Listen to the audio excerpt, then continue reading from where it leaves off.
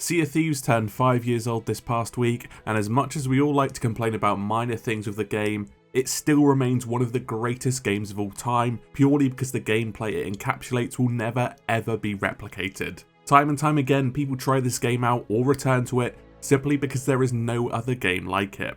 And to celebrate the 5th anniversary of the game, I'm going to be gushing about why Sea of Thieves is so amazing. The premise of the game is simple and is pretty cookie cutter when looking on the surface. It's an open world game with up to 6 ships sharing the same world. Any ship you meet on the seas will be a potential ally or a potential enemy, usually the latter. It's a pirate game after all. Rare built the world around this dynamic. It's designed to be social and not necessarily competitive with people outside of your team, so to speak. You can just be friends with the people inside of your crew of 1 to 4 players, or you can team up with others you meet using the alliance system. The beauty of this dynamic is that it's always your choice and you get to immerse yourself into the world. As a pirate, you live by your own code. Do you shoot on sight, dominate the server, or do you make friends with everyone, or even skulk away out of sight, choosing to be stealthy as to not risk confrontation? Everyone's philosophy is to be respectful and was built into the game's design.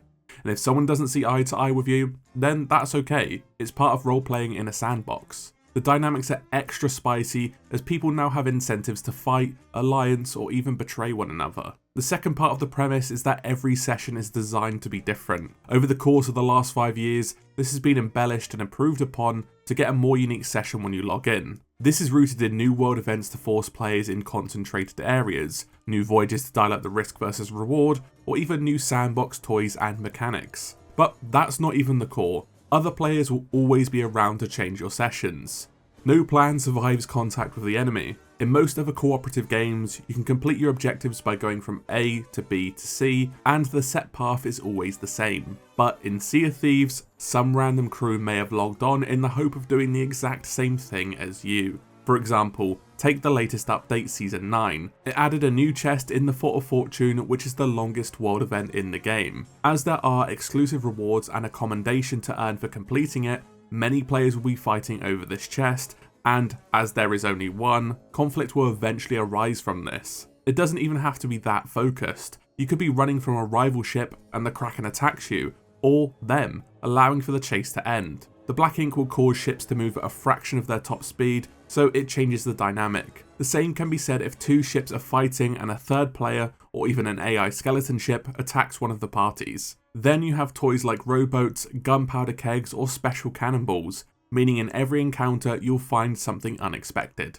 Lastly, the entire game loop is designed to balance risk versus reward. Every action from raising the sails to dropping the anchor to digging up loot has specific time attached with it to make the interaction with the world feel methodical. For many critics, it makes the game feel slow, but to its advantage and triumph, it emphasises your actions having weight, along with the fact that teamwork makes the dream work. Raising a sail can be done alone or twice as fast if 2 people do it, but that means the other ship requirements take a hit. Or let's use digging up a chest as an example. It can be done alone, or you can both get the chest, leaving your 2-man sloop undefended. It plays into the idea that other players are an ever-present danger on the seas. As if everything was completed instantly, you'd never have any risk to do anything in Sea of Thieves. If it didn't take ages to ferry loot to your ship, then no one can contest you for it. It makes the game incredibly rewarding if you build bonds with your crew. In my case, I finally got a regular crew in 2021 when I began making content on this game. You build up synergy with your friends, which turn you from a motley crew into a well-oiled machine. That is, if your friends aren't grinding their fishing milestones. Whilst Sea of Thieves is clearly inspired by many other facets of pirate media, hell, there was even a Pirates of the Caribbean crossover in 2021, there is no denying Rare have built one of the most unique settings in all of gaming, with the lore, characters, art direction and sound design coming together to create the quintessential pirate experience.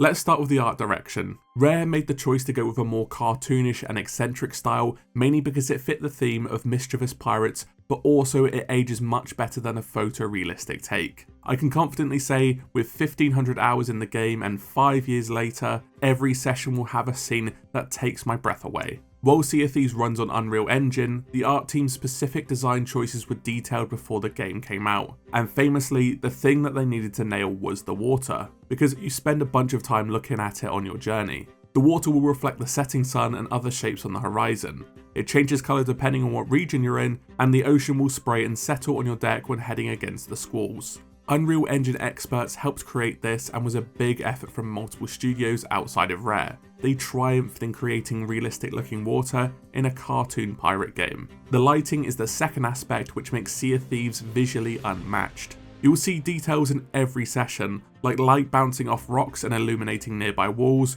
or the sunlight passing over grains of sand, making it sparkle like gemstones. The lanterns at outposts will provide suitable beacons in the gloom and illuminate dark islands on the horizon. Players have handheld lanterns as well, which will play a massive part in this too. It doubles as a tool to see in the dark, but when it brightens up dark spaces, it looks gorgeous.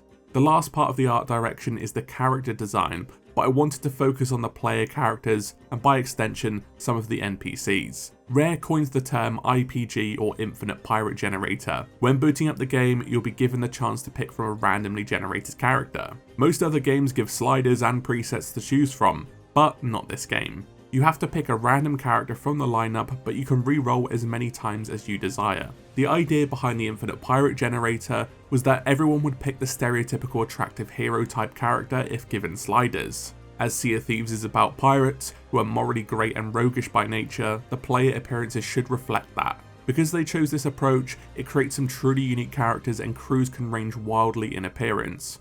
Of course, you can change the hair, clothing and makeup, but the base is always the same and makes your character truly unique. This even goes down to unique scars and natural hair colour that is assigned to your pirate. Many people have complained about this, although I am a strong believer in the IPG and the deliberate choice behind it.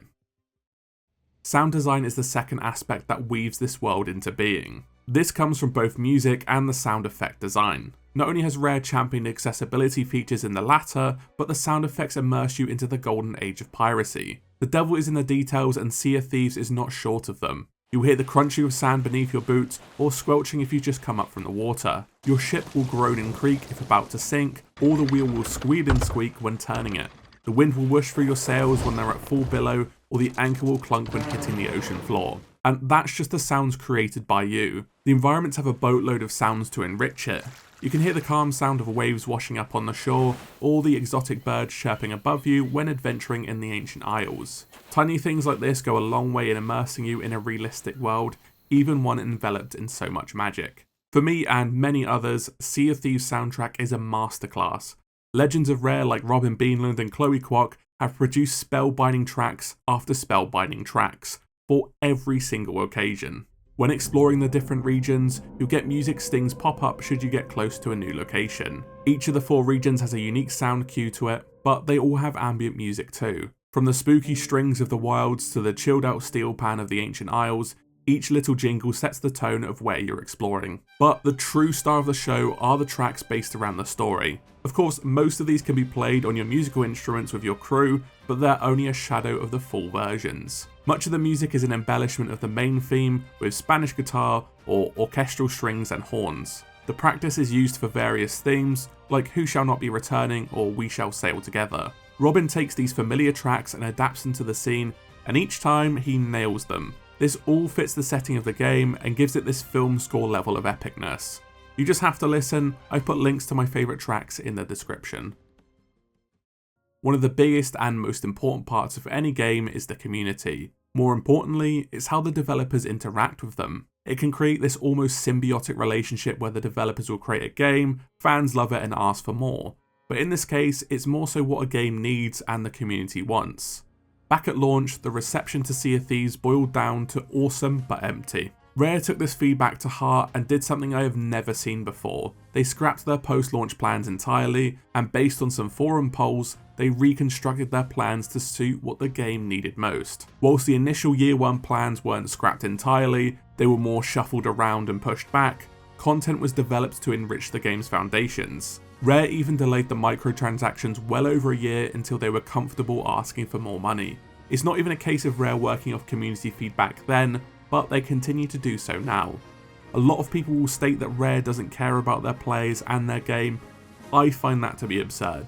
So much of the post-launch stuff that has been added in the last 5 years has been directly due to community feedback. The passion for this game, and more so the community, shines through at every aspect. The decision makers have the maturity to listen to what their fans want, step back and think, how can this be improved? Something lots of developers will double down on out of pure stubbornness. Of course, there are plenty of times that the developers have truly known what's better for the game and has resulted in some triumphs. The greatest example I can think of was the recent patches to refine Season 8's content. Season 8 had a huge PvP system implemented, but the system wasn't perfect. Many of the grievances laid with the matchmaking times and the balance of certain strategies when matches did happen. Over the 3 patches we received in Season 8, Rare managed to address and fix all of the issues that could be fixed, with the last one coming in Season 9. Again, many other live service developers would be hesitant and sit on these issues for months, or just rely too much on raw data.